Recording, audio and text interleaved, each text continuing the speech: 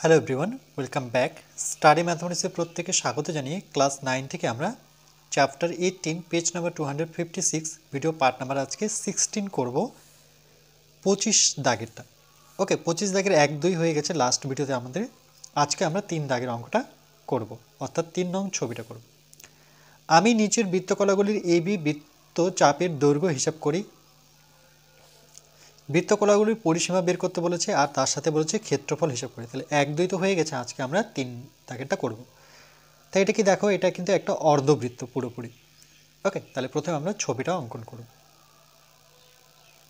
ছবিটা অঙ্কন করতে গেলে আমরা কি করব, একটু কম্পাস আর পেন্সিলের সাহায্য নেব, তাহলে ছবিটা আমাদের অ্যাকুরেট হবে। ওকে, এখানে বসে আমরা এই বরাবর একটা পয়েন্ট করি, এই বরাবর একটা পয়েন্ট করি। দেখো, এই বরাবর একটা পয়েন্ট, ঠিক ওই দিকে ওই বরাবর একটা পয়েন্ট। ওকে, এবার এই পয়েন্ট দুটোকে আমরা এইভাবে ঘুরিয়ে নেব। ওকে, এবার স্কেলের সাহায্যে আমরা কি করব, এটাকে যুক্ত করে নেব। এবার যখন আমরা যুক্ত করব, দেখো তাহলে বৃত্তের কেন্দ্র কিন্তু এটা। ওকে, পুরোটা যদি ঘোরাতাম তাহলে কিন্তু একটা বৃত্ত হয়ে যেত।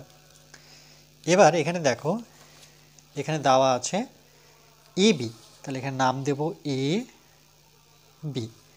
টোটালটা দেওয়া আছে, অর্থাৎ এখান থেকে এর দূরত্ব দেওয়া আছে, সেটা কত, 42 সেমি। ওকে, আর এই ছবিটাতে কিন্তু কোনো কোণ দেওয়া নেই।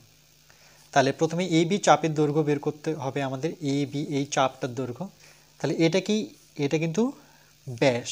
ওকে, তাহলে ব্যাসার্ধ হচ্ছে এর অর্ধেকটা, এই কেন্দ্র থেকে আমরা এইটুকু বের করব। তাহলে কি করব, 2 দিয়ে ভাগ করব। তাহলে আমরা লিখব ব্যাসার্ধের দৈর্ঘ্য অর্ধবৃত্তের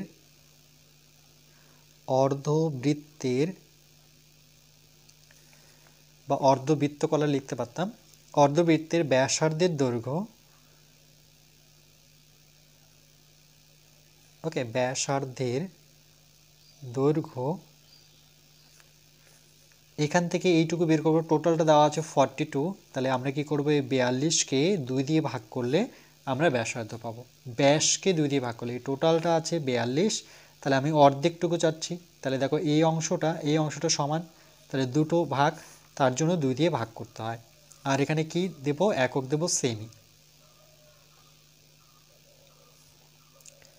2 দিয়ে কেটে নিই, 2 দুগুণে 4, আর 2 দিয়ে 2কে কাটলে 1 পাবো। তাহলে 2 দুগুণে 4 আর 2 অক্ষ 2, তাহলে 21 সেমি। আর ব্যাসার্ধকে সবসময় আর ধরি আমরা, মনে রাখবে। আর ইকুয়াল টু কত, 21। আচ্ছা, তাহলে এ বি চাপের দৈর্ঘ্য কত হবে, তাহলে আমরা লিখব সুতরাং এ বি, এটাকে চাপ ধরা হয় যেহেতু এরকমভাবে আছে কার্ভের মতো, এ বি। ওকে, আমরা লিখব এ বি বৃত্ত চাপের দৈর্ঘ্য, বৃত্ত চাপের দৈর্ঘ্য ইকুয়াল টু অর্ধপরিসীমার আমরা জানি এখান থেকে এইটুক দূরত্ব সবসময় পাই আর আর আকারে থাকে, একক দেব সেমি। ওকে, দেখো অর্ধবৃত্তের পরিসীমা পাই আর প্লাস 2r, টোটালটা লিখবো না, আমরা শুধু চাপটা যেহেতু নিয়েছি, চাপটা হচ্ছে পাই আর, আর এখান থেকে এটা 2r, তাহলে 2r না নিয়ে আমি কি নেব, শুধু পাই আর। পাই আর হচ্ছে আমাদের চাপ। এই যে দেখো অর্ধবৃত্তের পরিধি, মানে অর্ধবৃত্তের এই যে এটা হচ্ছে পরিধি, সেটা কত, পাই আর, তার জন্য আমি পাই আর নিয়েছি। আর মনে রাখবে পাই এর মান আছে, এই মানটা সবসময় আমরা বসাবো 22/7। ওকে, যেখানে পাই পাবো সেখানে 22/7 বসাবো। তাহলে এখানে 22/7, আর আর বলতে এখানে কত, 21, আর এর জায়গায় 21 বসাবো, এত সেমি। 7 দিয়ে কাটাকাটি করি, 3 7 21, তাহলে কত পাচ্ছি, 22 গুণন 3, এত সেমি। গুণ করে নিই, দেখো 3 দুগুণে 6, 3 দুগুণে 6, তাহলে 66 পাবো সেমি। এটা কি, এটা হচ্ছে আমাদের এ বি বৃত্ত চাপের দৈর্ঘ্য। ওকে, ডট ডট দিয়ে আসবো, আর এখানে লিখবো এ বি বৃত্তচাপের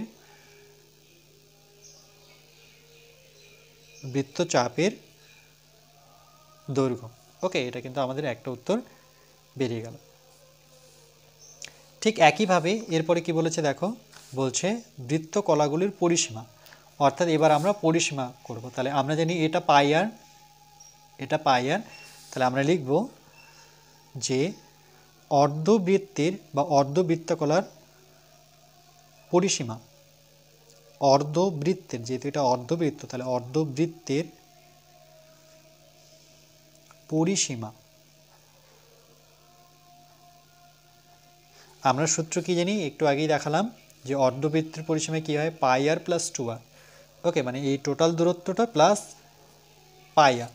তাহলে এখানে অর্ধবৃত্তের পরিসীমা কি দাঁড়াবে, এখানে তো 2r থাকবে না, কেন কি এর দূরত্ব দেওয়াই আছে, টোটালটা দূরত্ব কত 42, এই দূরত্বটা লিখব। অর্থাৎ পরিসীমা বলতে কী বোঝে দেখো, এ থেকে আমি এই বরাবর যাব, মানে পাই আর যাব, সেখান থেকে আবার এই বরাবর আমি এতে ফিরে আসব, তাহলে দুটো যোগ হবে, তাহলে পাই আর এর সাথে আমরা 42 যোগ করে নেব, এটাই কিন্তু পরিসীমা। এত সেমি পরিসীমা মানে ধার বরাবর এক জায়গা থেকে যাত্রা শুরু করলে সেই জায়গায় ফিরে আসাকেই বলা হয় পরিসীমা।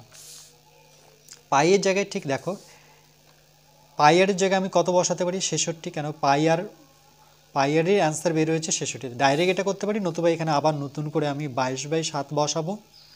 ওকে, আর এর জায়গায় আমরা 21 বসাবো।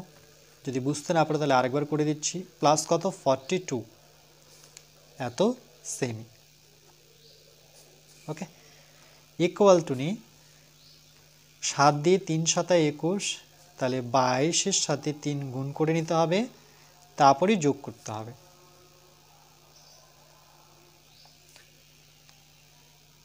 তাহলে যদি গুণ করি তাহলে 3 দুগুণে 6, 3 দুগুণে 6, দেখো 66 পেলাম, এত সেমি। তাহলে যদি যোগ করি দেখো 6 আর 2 যোগ করলে পরে 8, 6 4 যোগ করলে পরে 10, তাহলে 108 কি পাচ্ছি আমরা, সেমি।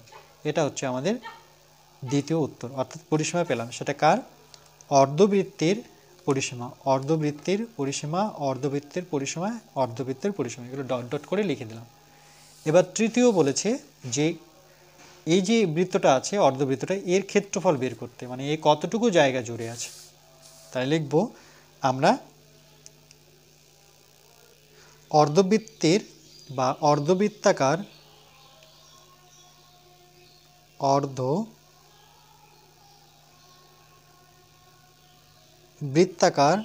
ক্ষেত্রের ক্ষেত্রফল, ক্ষেত্রের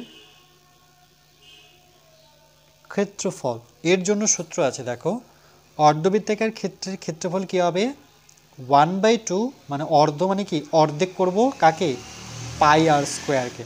ওকে, যেহেতু বৃত্তের ক্ষেত্রফল, এটা যদি বৃত্ত হয় তার ক্ষেত্রফল হচ্ছে পাই আর স্কোয়ার, আর অর্ধবৃত্ত মানে কি, তার অর্ধেক, তার জন্য এটাকে 2 দিয়ে ভাগ করতে হয়।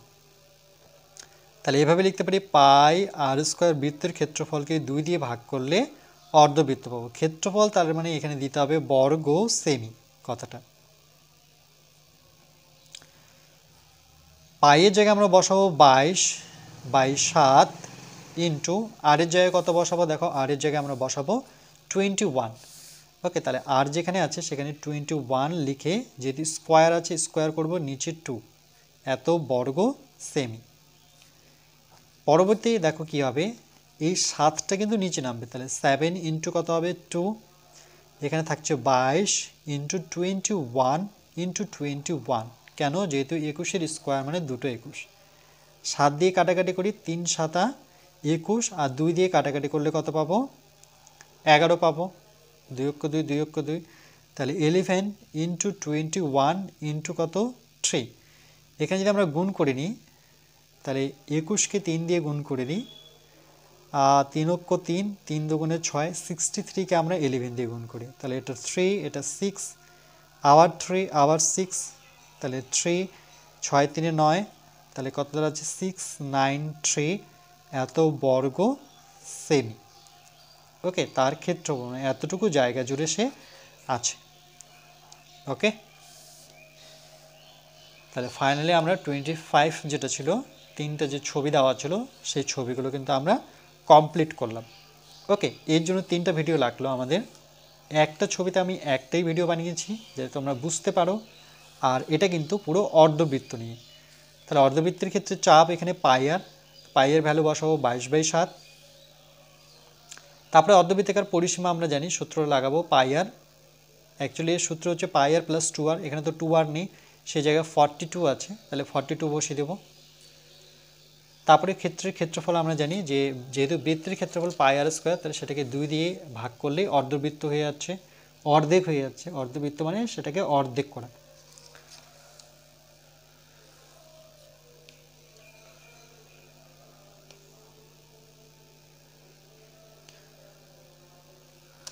ওকে, এরপরে নেক্সট পার্ট নাম্বার আমরা 17-এ বাকি অঙ্কগুলো করে নেব।